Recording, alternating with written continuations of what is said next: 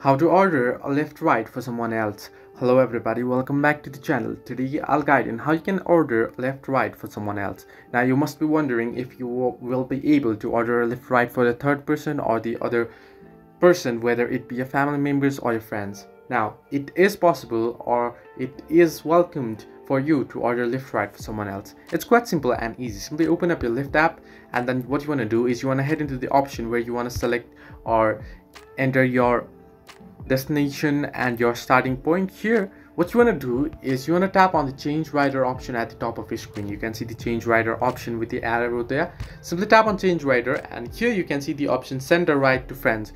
When you request a ride for someone else, we'll send them the pickup, ride and driver info details. Simply tap on add rider here, and you'll be able to select a friend.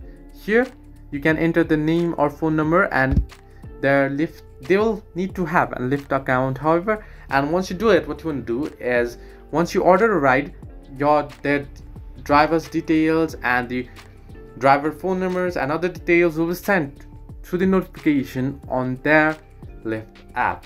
So this way you can order a Lyft ride for someone else. Hope this helped you. Do like and subscribe, and do not forget to leave a comment down below if you have any further issues.